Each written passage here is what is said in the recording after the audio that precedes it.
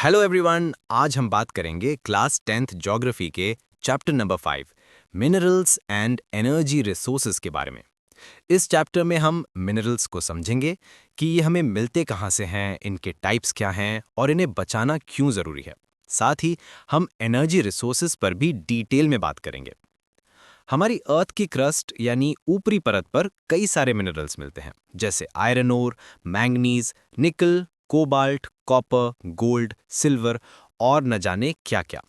आपने सोचा है कभी कि हमारी डेली लाइफ में एक छोटी सी सुई से लेकर एक बड़ी बिल्डिंग तक सब कुछ मिनरल से ही बना है? रेलवे लाइंस, मशीन्स, कार, बस, ट्रेन, यहाँ तक कि हमारे टूथपेस्ट और खाने में भी मिनरल्स होते हैं। हमारी बॉडी को भी 0.3% मिनरल्स का इंटेक चाहिए होता है, जिसके बिना 99.7% फूड भी ठीक से यूटिलाइज नहीं हो पाता। साफ लफ्जों में कहें तो मिनरल्स हमारी लाइफ का एक नॉन नेगोशिएबल हिस्सा है। तो आखिर ये मिनरल है क्या? जियोलॉजिस्ट के अनुसार मिनरल एक होमोजेनस नेचुरली मिलने वाला सब्सटेंस है, जिसका एक डिफाइंड इंटरनल स्ट्रक्चर होता है। नेचर में मिनरल्स अलग अलग फॉर्म्स में मिलते हैं, सबसे हार्ड हीरे से लेकर सबसे सॉफ्ट टाल्क तक। यहाँ एक छोटा सा डिफरेंस समझना जरूरी है जियोग्राफर और जियोलॉजिस्ट में।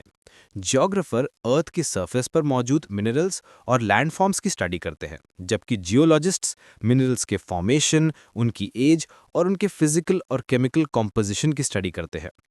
मतलब एक ऊपर से देखता है, दूसरा उसके अंदर तक जाता है। कमर्शियल यूज के लिए मिनरल्स को 3 कैटेगरीज में बांटा गया है। पहली है मेटालिक मिनरल्स। इसमें आते हैं फेरस मिनरल्स, जिनमें आयरन होता है, जैसे आयरन ओर, मैंगनीज, निकल। फिर है नॉन फेरस, जिनमें आयरन नहीं होता, जैसे copper, lead, tin, bauxite.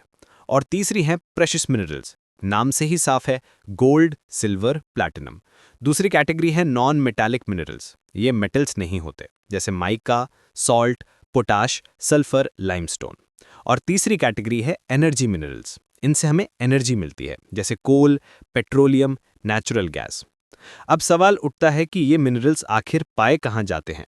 Minerals आमतौर पर ओर्स यानी अयस्कों के रूप में मिलते हैं। एक ओर मिनरल और दूसरे एलिमेंट्स का मिक्सचर होता है। माइनिंग तभी प्रॉफिटेबल होती है जब ओर में मिनरल का कॉन्सेंट्रेशन अच्छा खासा हो। मिनरल्स मेनली 5 फॉर्म्स में मिलते हैं। नंबर 1, वेन्स और लोड्स। ये इग्नियस और मेटामॉर्फिक रॉक्स के क्रैक्स में मिलते हैं। जब ये जमाव छोटे क्रैक्स में होता है तो उसे वेन्स कहते हैं, और जब बड़े क्रैक्स में तो लोड्स। टिन, कॉपर, लेड और लेड इसी तरह मिलते हैं। नंबर 2, बेड्स और लेयर्स। सेडिमेंट्री रॉक्स में ये लेयर्स के फॉर्म में जमे होते हैं। कोल, आयरन ओर, जिप्सम और पोटाश सॉल्ट इसके बेस्ट एग्जाम्पल्स हैं। नंबर 3, रेजिडुअल मास। ये सरफेस रॉक्स के डीकम्पोजिशन से बनते हैं। जब सॉल्यूबल यानी घुलने वाले एलिमेंट्स पानी में बह जाते हैं तो बचा हुआ ओर एक मास के रूप में रह जाता है। बॉक्साइट इसी तरह बनता है। और नंबर 5, ओशन वाटर। समंदर के पानी में भी बहुत सारी मिनरल्स हैं, लेकिन वो इतने फैले हुए हैं कि उन्हें निकालना इकोनॉमिकली वायबल नहीं है। फिर भी कॉमन सॉल्ट, मैग्नीशियम और ब्रोमीन समंदर से ही मिलते हैं। अब बात करते हैं इंडिया की। इंडिया में मिनरल्स का डिस्ट्रीब्यूशन काफी अनइवन है। ज्यादातर कोल, मेटालिक मिनरल्स, माइका और दूसरे non metallic minerals peninsular rocks में मिलते हैं। गुजरात और असम के सेडिमेंट्री रॉक्स में ज्यादातर पेट्रोलियम डिपॉजिट्स हैं। राजस्थान में कई नॉन फेरस मिनरल्स पाए जाते हैं। लेकिन नॉर्थ इंडिया के जो बड़े अलूवियल प्लेन्स हैं, वहां इकोनॉमिक इंपॉर्टेंस के मिनरल्स ऑलमोस्ट ना के बराबर हैं। यहां एक बहुत ही कंसर्निंग प्रैक्टिस के बारे में जानना जरूरी है, rat hole mining. North east India के ट्राइबल एरियाज में मिनरल्स का ओनरशिप इंडिविजुअल्स या कम्युनिटीज के पास होता है। मेघालय की जोवाई और चेरापूंजी में कोल की माइनिंग फैमिली मेंबर्स एक लंबी पतली सुरंग बनाकर करते हैं, जिसे रैट होल माइनिंग कहते हैं। ये इतना ज्यादा रिस्की है कि नेशनल ग्रीन ट्रिब्यूनल ने इसे इलीगल डिक्लेयर कर दिया है। चलिए अब कुछ इंपॉर्टेंट मिनरल्स को डिटेल में देखते हैं। शुरू करते हैं फेरस मिनरल से। ये टोटल मेटालिक मिनरल प्रोडक्शन का लगभग 3/4 हिस्सा है। सबसे पहले आयरन ओर। ये इंडस्ट्रियल डेवलपमेंट की बैकबोन है। इंडिया में हाई क्वालिटी आयरन ओर काफी है। इसमें बेस्ट क्वालिटी है मैग्नेटाइट, जिसमें 70% से ज्यादा आयरन होता है। इसकी मैग्नेटिक प्रॉपर्टीज इलेक्ट्रिकल इंडस्ट्री के लिए बहुत वैल्यूएबल हैं। दूसरा है हेमेटाइट, जो सबसे इंपॉर्टेंट इंडस्ट्रियल आयरन ओर है। इसमें 50 से 60% आयरन होता है। इंडिया में मेजर आयरन ओर बेल्ट्स हैं: ओडिशा झारखंड बेल्ट, छत्तीसगढ़ में दुर्ग बस्तर चंद्रपुर बेल्ट, कर्नाटका में बलारी चित्रदुर्गा चिकमगलुरु तुमुकुरु बेल्ट और महाराष्ट्र गोवा बेल्ट। दूसरा फेरस मिनरल है मैग्नीज। इसका मेन यूज स्टील और फेरोमैंगनीज अलॉय बनाने में होता है। 1 टन स्टील बनाने के लिए लगभग 10 किलो मैंगनीज चाहिए। इसका यूज ब्लीचिंग पाउडर, इंसेक्टिसाइड्स और पेंट्स बनाने में भी होता है। मध्य प्रदेश मैंगनीज का सबसे बड़ा प्रोड्यूसर है। अब आते हैं नॉन फेरस मिनरल्स पर। कॉपर। इंडिया में कॉपर का प्रोडक्शन और रिजर्व दोनों ही कम है। ये मैलिएबल, डक्टाइल और अच्छा कंडक्टर होने की वजह से इलेक्ट्रिकल वायर्स, इलेक्ट्रॉनिक्स और केमिकल इंडस्ट्रीज में यूज होता है। मध्य प्रदेश की बालाघाट माइंस और राजस्थान की खेतरी माइंस इसके मेजर प्रोड्यूसर्स हैं। बॉक्साइट। बॉक्साइट से पहले अलुमिना बनता है और फिर उससे एल्यूमीनियम। एल्यूमीनियम में लोहे जैसी स्ट्रेंथ होती है, लेकिन ये बहुत हल्का होता है और अच्छा कंडक्टर भी। ओडिशा इंडिया का सबसे बड़ा बॉक्साइट प्रोड्यूसर स्टेट है। Next, non metallic minerals. Mica. ये प्लेट्स या लीव्स की सीरीज से बना होता है। इसकी excellent dielectric strength, low power loss factor और इंसुलेटिंग प्रॉपर्टीज की वजह से ये इलेक्ट्रिक और इलेक्ट्रॉनिक इंडस्ट्रीज का एक इंडिस्पेंसिबल मिनरल है। झारखंड का कोडरमा गया हजारीबाग बेल्ट इसका लीडिंग प्रोड्यूसर है। लाइमस्टोन। ये सीमेंट इंडस्ट्री का बेसिक रॉ मटेरियल है और आयरन ओर को पिघलाने के लिए ब्लास्ट फर्नेस में जरूरी होता है। राजस्थान लाइमस्टोन का सबसे बड़ा प्रोड्यूसर है। लेकिन इस पूरी कहानी का एक डार्क साइड भी है। Hazards of mining. माइंस से निकलने वाली डस्ट और हार्मफुल फ्यूम से माइनर्स को पल्मोनरी डिजीजेज हो जाती हैं। माइंस में collapsing of mining roofs, inundation of mines और फायर होना भी कॉमन है। वाटर बॉडीज पोल्यूट होने की वजह से एक बड़ा इकोलॉजिकल लॉस है जो ये सब नहीं देखते हैं।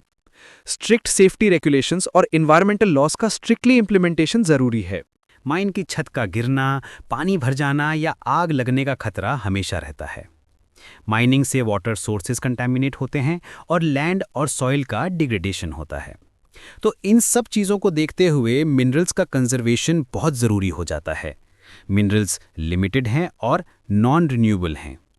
इन्हें बनने में लाखों साल लगते हैं, लेकिन हम इन्हें बहुत तेज़ी से यूज़ कर रहे हैं। इसलिए ज़रूरी है कि हम मिनरल रिसोर्सेज को प्लान्ड और सस्टेनेबल तरीके से यूज़ करें, मेटल्स को रिसाइकिल करें और जहां पॉसिबल हो इनके ऑल्टरनेटिव्स यूज़ करें। अब हम अपने डिस्कशन के दूसरे हिस्से पर आते हैं, एनर्जी रिसोर्सेज। एनर्जी रिसोर्सेज 2 तरह के हैं। एक, कन्वेंशनल सोर्सेज। ये ट्रेडिशनल सोर्सेज हैं, जैसे लकड़ी, उपले, कोल, पेट्रोलियम, नेचुरल गैस और इलेक्ट्रिसिटी। और दूसरे हैं नॉन कन्वेंशनल सोर्सेज, जैसे solar, wind, tidal, geothermal, biogas और न्यूक्लियर एनर्जी। पहले कन्वेंशनल सोर्सेज को देखते हैं। कोल। इंडिया में एनर्जी नीड्स के लिए ये सबसे इंपॉर्टेंट फॉसिल फ्यूल है। इसके टाइप्स हैं पीट यानी लो क्वालिटी, लिग्नाइट यानी ब्राउन कोल, बिटुमिनस यानी सबसे पॉपुलर कमर्शियल कोल और एंथ्रेसाइट यानी हाईएस्ट क्वालिटी। पेट्रोलियम। कोल के बाद इंडिया का दूसरा मेजर एनर्जी सोर्स है। मुंबई हाई, गुजरात और असम इसके मेजर प्रोड्यूसिंग एरियाज हैं। Natural gas. ये एक क्लीन एनर्जी रिसोर्स है। कृष्णा गोदावरी बेसिन में इसके बड़े रिजर्व्स मिले हैं। हजीरा विजयपुर जगदीशपुर यानी एचवीजे पाइपलाइन देश की एक मेजर गैस पाइपलाइन है। इलेक्ट्रिसिटी। ये 2 तरह से बनती है। एक है हाइड्रो इलेक्ट्रिसिटी, जो बहते पानी से टरबाइन चलाकर बनाई जाती है, ये रिन्यूएबल है। और दूसरी है थर्मल इलेक्ट्रिसिटी, जो फॉसिल फ्यूल्स जैसे कोल, पेट्रोलियम को जलाकर बनाई जाती है, ये नॉन रिन्यूएबल है। अब बात करते हैं फ्यूचर की, non conventional sources of energy. Fossil fuels पर बढ़ती डिपेंडेंसी और एनवायरमेंटल प्रॉब्लम्स की वजह से इनका इंपॉर्टेंस काफ़ी बढ़ गया है। Nuclear energy. ये यूरेनियम और थोरियम जैसे एलिमेंट्स के स्ट्रक्चर में बदलाव करके हासिल की जाती है। Solar energy. इंडिया एक ट्रॉपिकल कंट्री है, यहाँ सोलर एनर्जी की काफ़ी पॉसिबिलिटीज़ हैं। फोटोवोल्टेइक टेक्नोलॉजी से सनलाइट को डायरेक्ट इलेक्ट्रिसिटी में कन्वर्ट किया जा सकता है। Wind power. इंडिया में विंड पावर की भी काफ़ी पोटेंशियल है। तमिलनाडु में नेगरेकोल से मदुराई तक का जो विंड फार्म क्लस्टर है वो देश का सबसे बड़ा है। बायोगैस। फार्म वेस्ट, एनिमल और ह्यूमन वेस्ट से रूरल एरियाज में बायोगैस बनती है। इसे गोबर गैस प्लांट भी कहते हैं। ये ना सिर्फ एनर्जी देती है बल्कि बेहतरीन मैन्योर भी प्रोड्यूस करती है। टाइडल एनर्जी, समुद्र की टाइड से जो एनर्जी जनरेट होती है उसे टाइडल एनर्जी कहते हैं। गल्फ ऑफ खंबात और गल्फ ऑफ कच्छ में इसकी अच्छी संभावनाएं हैं। जियोथर्मल एनर्जी, अर्थ के अंदर से निकलने वाली हीट से जो एनर्जी मिलती है उसे जियोथर्मल एनर्जी कहते हैं। हिमाचल प्रदेश की पार्वती वैली और लद्दाख की पूगा वैली में इसके पायलट प्रोजेक्ट सेटअप किए गए हैं। तो इन सब रिसोर्सेज को समझने के बाद आखिरी और सबसे ज़रूरी बात आती है इनके कंजर्वेशन की। इकोनॉमिक डेवलपमेंट के साथ एनर्जी का कंजम्पशन बढ़ रहा है। एनर्जी की सस्टेनेबल सप्लाई के लिए इसे बचाना ज़रूरी है। हम पब्लिक ट्रांसपोर्ट यूज़ करके, ज़रूरत ना होने पर लाइट्स ऑफ करके, एनर्जी एफिशिएंट अप्लायंसेस यूज़ करके और रिन्यूएबल एनर्जी सोर्सेज को अपनाकर एनर्जी कंजर्व कर सकते हैं। हमेशा याद रखें, energy saved is energy produced. जो एनर्जी आपने बचाई वो एक तरह से आपने प्रोड्यूस की।